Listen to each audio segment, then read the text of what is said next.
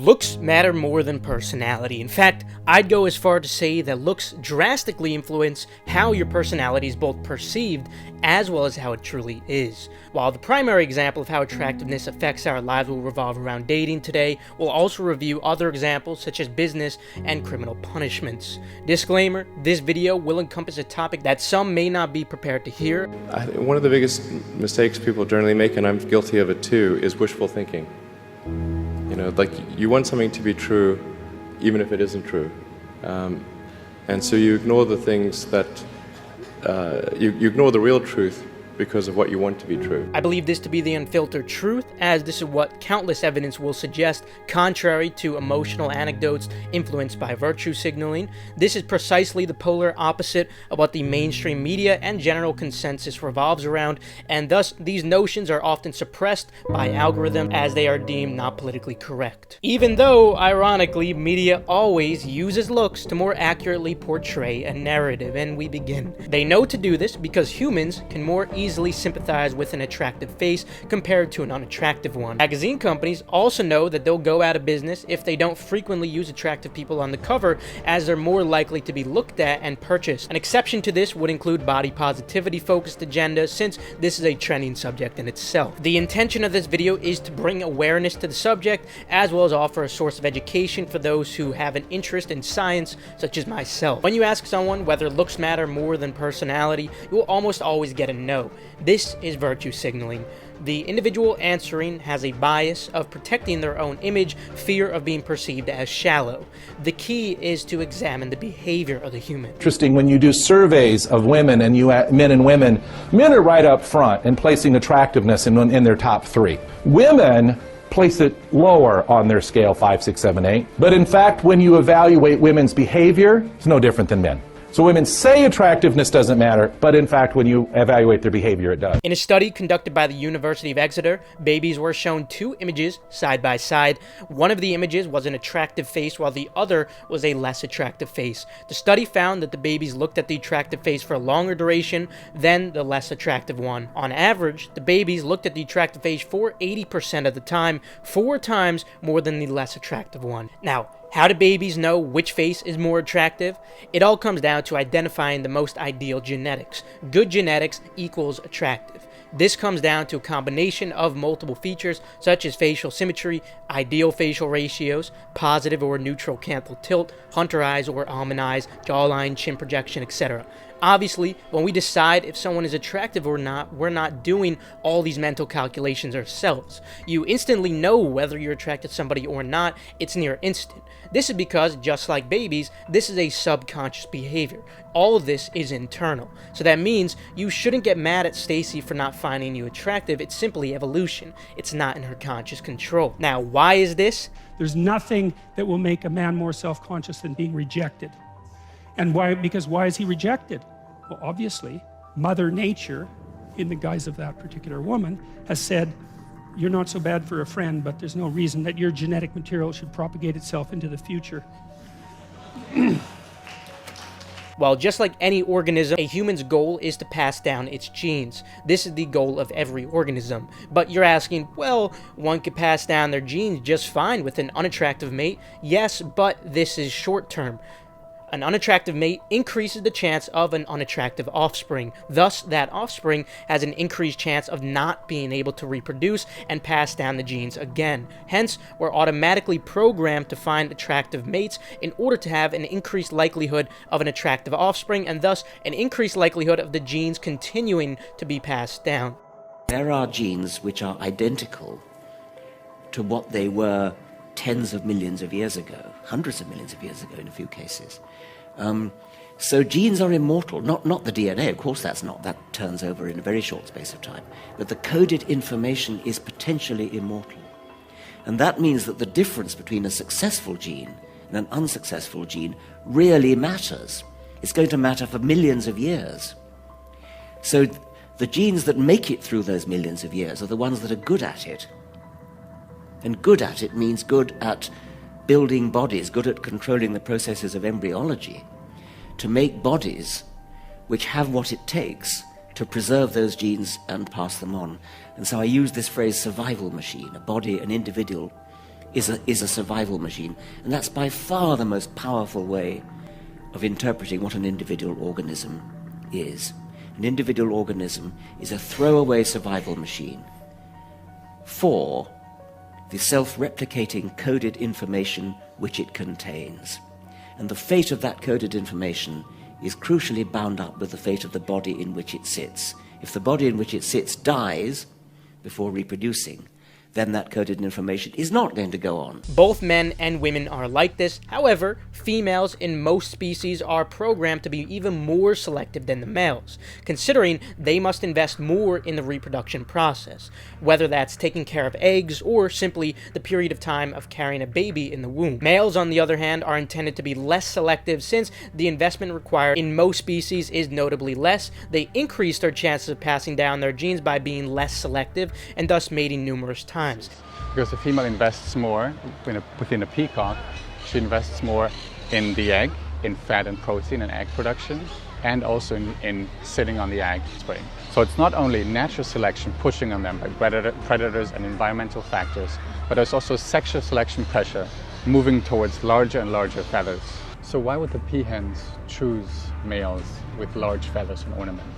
Darwin himself had one theory, and that's one of the two main hypotheses for this question. He thought, because of arbitrary beauty standards different in every species, he thought the peahens choose the brightest and the largest feathers just because they, quote unquote, like them. They just fancy them. They like bright, shiny, symmetrical colors and feathers. So it's purely arbitrary beauty standards. As a peahen, if you then all of a sudden choose to go against the grain and not choose a mate with the brightest and largest colors, which will mean your sons all of a sudden do not get the genes for beauty, and your sons will leave less offspring. So it is a runaway effect, a positive feedback loop, also called the sexy son hypothesis. Yes, evolutionary biologists love their funny nicknames, but it's literally called the sexy son hypothesis because you want to make sure your sons get the genes for the beauty standards within your species. Now, this isn't as common in humans as other species because we've developed marriage and cultural values that go against this practice. However, the biological programming still remains inside of us.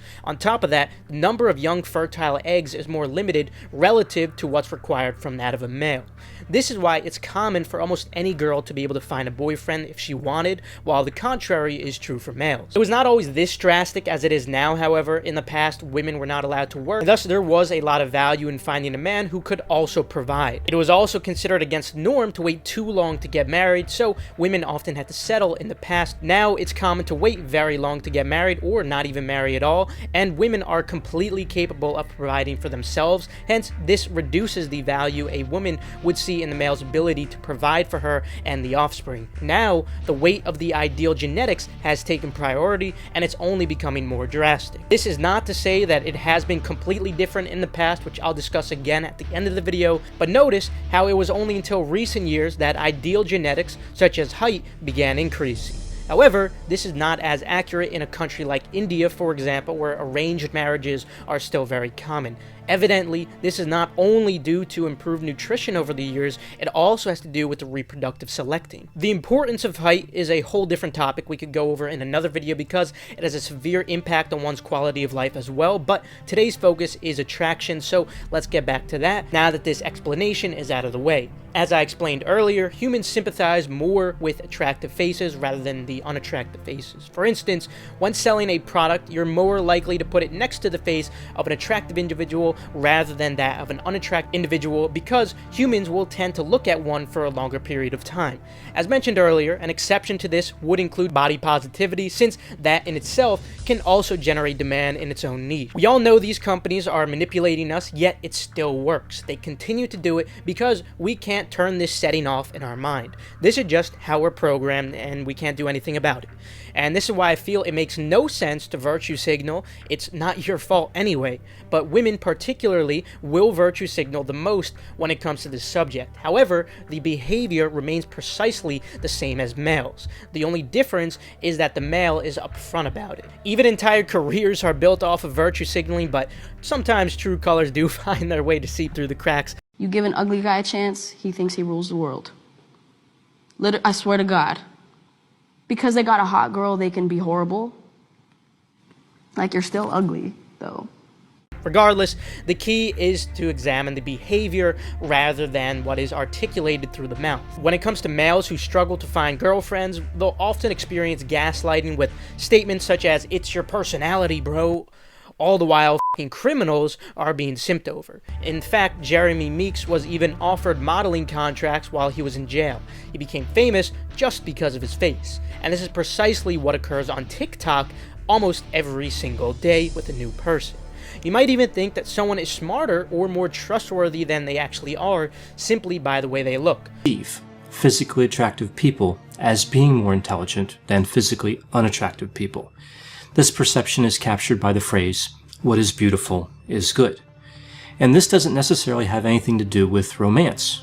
Neither the sex of the person making the judgment nor the sex of the person being judged has an effect on the perception that beautiful people are intelligent. In addition, we see studies that show that first and second graders have the perception that attractive teachers are more intelligent. PhotoFeeler is an app that allows you to rate other people's characteristics solely based off the way they look. Here's an example. Now, while character and personality are variables in the equation of dating, they are extremely minor factors that contribute to the overall decision. In some cases, with high enough physical attraction, negative personality attributes can actually be perceived as positives. The contrary is true when physical attractiveness is very low. Positive attributes will often be perceived as negatives. This phenomenon can be referred to as the halo effect. For example, somebody who is very confident and attractive will be perceived as confident. Meanwhile, somebody who is very confident but not attractive may be perceived as arrogant. On the other hand, if you're very shy but very attractive, you may be perceived as mysterious. Meanwhile, if you are unattractive and shy, you may be perceived as antisocial. The dating app OkCupid published data collected during the time that OkCupid let people score looks and personality separately. This graph clearly indicates that there is a near one-to-one correlation with physical attractiveness and personality. This correlation is almost so perfect that the graph resembles a near perfect slope of 1. The people with the highest personality score also happen to have the highest look score. What a coincidence.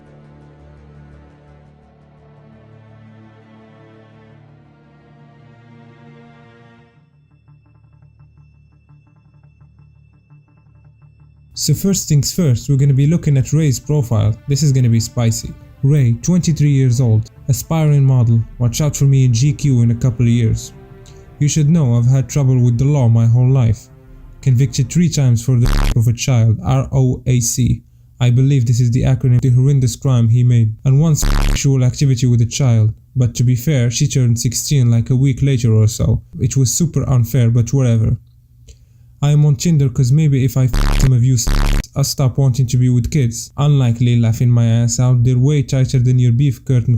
I hope you can therefore forgive me for my past crimes. As you guys can see from the horrendous profile I've just read, this guy broke every blue pill and red pill rule you have been thought about writing a good and fun bio. Well, let's see how women responded to our little criminal friend here.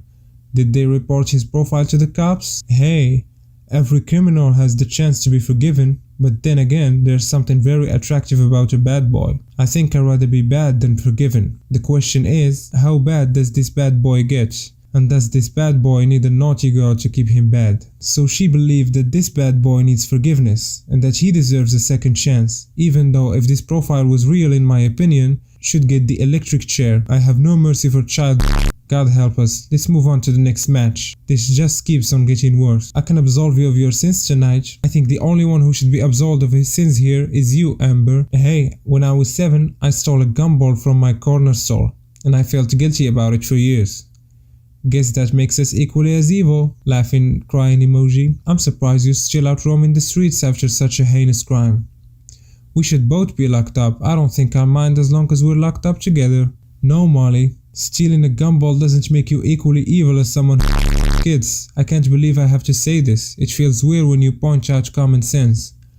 Also, the other thing that had me shaking my head in confusion is that she gave him her address and phone number. Like, aren't you afraid that you're gonna let a mentally unstable man into your house to bang you? Where is your sense of self-preservation? Hey, are you alright? Haha, I'm not here for long. So I'm just looking for someone to take my virginity. Can't come home still being a virgin. I'm not actually 19. Sorry, I'm quite straightforward. How old are you and how long have you been here for? I am blocked because reasonable doubts. So I've been in London for a bit, more than 9 months now, but we'll have to go back home soon, like in 2 months' time. Well, I'm not as innocent as I pretend to be. We got there, but I just never dared to do it in the end. You dare do it now? Yeah, I do. Number? And then she gave him her number. Now, most girls want their first time to be special. Some keep it for their soulmates. Some keep it till marriage. But nah. Annalena doesn't do that stuff. She thinks that a child is the perfect candidate to take her virginity away. These people need God ASAP. But again, dating is really just the start of it. Criminals who are attractive will often face lower consequences by the judge than those who are unattractive. And this, in my opinion, is the most disturbing of all the facts that we'll review today. The judge is still human, hence they too can contain bias. On top of this, you also are more likely to make more money if you're more attractive. So, because of this, many will say today's society is but the truth is, the world has always been like this to some degree. Researchers in Germany found that throughout human history, mothers have regularly outnumbered fathers, meaning that more women have passed on their DNA than men. So while yes, Tinder and social media have made it worse, as it gives better-looking males easier access to women than before, it still was always like this to some degree. Why? Because of evolution. The end goal is to pass down good genes to ensure that offspring will always have good enough genes to mate and thus continue the cycle so your lineage never ends. You are something that makes copies of yourself. You are a replicator. If that is the case, you will have other consequences in the world. These other consequences, we call them the phenotypes. Because the replicators are making copies of themselves, the replicators that create the best machines, the best phenotypes to replicate, they increase in value, they increase in number. The replicators that fail at creating performant machines, that fail at creating fit phenotypes, they fail, and so they replicate less, and there's less of them, and eventually they reach extinction. That is the principle of natural selection, and it explains why our whole bodies seem designed to replicate our genes. They are all oriented toward allowing us to breathe, allowing us to survive, allowing us to enjoy sex, allowing us to eat, so that we can reproduce. That's why life forms have the characteristics of self-survival, of self-protection, and of kind of self-interested behavior in general. Whatever they are confronted with, they evolve due to the selfish gene principle, due to natural selection. They evolve toward better service of their replicator. This is the goal of every single organism. It's something that's subconscious. This is something that we would never think about consciously on a normal day-to-day basis, of course. It's rather indirectly injected into our day-to-day goals. We just never notice. Humans just so happen to be conscious and thus also find other pleasures in life by exploiting our dopamine reward system, and other animals do this too, such as playing catch with a dog. Again, the purpose of this video isn't to make you sad, rather it's to bring awareness to what I believe to be the unfiltered truth. You probably have to deal with a lot of gaslighting, and you end up fighting uphill battles forever, wasting a lot of effort with no result. Self-improvement is great, but also you should be doing it for yourself. Enjoy the process. If you really can't face this reality, there are surgical options, and personally, I do believe surgery should be destigmatized, as people who seek it are simply seeking a better quality of life, so I think we should leave that decision to them rather than trying to gaslight them. The last thing I want to emphasize is not to blame today's society. It's always been like this, even though, of course, as I did emphasize, it has gotten progressively worse because of social media, and it will most likely continue to get worse, so enjoy the world the way it is now. But anyway, I will conclude it there. I hope you guys did find this insightful, and maybe some things actually start to make sense to you now, like why perhaps you've been stuck in a friend zone, why perhaps you see some people putting in less effort and getting more results. I know these things in life could be somewhat frustrating, so perhaps this could be a little bit reassuring to let you know that, hey, you're actually not crazy like all these people gaslighting you are telling you. This is actually just a completely normal part of the human evolution. This is just a completely normal part of the human evolution, and unfortunately, life is unfair. It's a cold world, but we have to deal with it. We have to suck it up, and we have to make the best of it. We all have cards that we were dealt. We just have to make the best out of the cards that we were personally dealt. So, what are you gonna do tonight, Marty? I don't know, Ma. I'm all knocked out. I may just hang around the house. Why don't you go to the Stardust Ballroom? What? I say, why don't you go to the Stardust Ballroom? It's loaded with tomatoes. It's loaded with what? Tomatoes? Who told you about the Stardust Ballroom, huh? Tommy. He says it's a very nice place. Oh, Thomas. My, it's just a big dance hall, that's all it is. I've been there 100 times. Loaded with tomatoes. Boy, you're funny, Ma. Marty, I don't want you hanging around the house tonight. I want you to go take a shave and go dance. Ma, when are you going to give up? You got a bachelor on your hands. I ain't never going to get married. You're going to get married. Ma, sooner or later, there comes a point in a man's life when he's got to face some facts. And one fact I got to face is that whatever it is that women like, I ain't got it. I chased after enough girls in my life. I went to enough dances. I got hurt enough. I don't want to get hurt no more. I just called up a girl this afternoon. I got a real brush off, boy. I figured I was past the point of being hurt, but that hurt. Some stupid woman who I didn't even want to call up. She gave me the brush. No, Ma, I don't want to go to Stardust Ballroom because all that ever happened to me there was girls made me feel like I was a bug. I got feelings, you know. I had enough pain. No thanks, Ma. Marty. No. I'm gonna stay home tonight and watch the hit parade. You're going to die without a son. So I'll die without a son. Oh, Marty, put on the blue suit, huh? Blue suit, gray suit. I'm just a fat little man, a fat, ugly man. You're not ugly. I'm ugly, I'm ugly, I'm ugly. Marty. Ma, leave me alone! Ma, what do you want from me? What do you want from me? I'm miserable enough as it is. One of the biggest mistakes people generally make, and I'm guilty of it too, is wishful thinking. You know, like you want something to be true even if it isn't true. And so you ignore the things that, you ignore the real truth because of what you want to be true.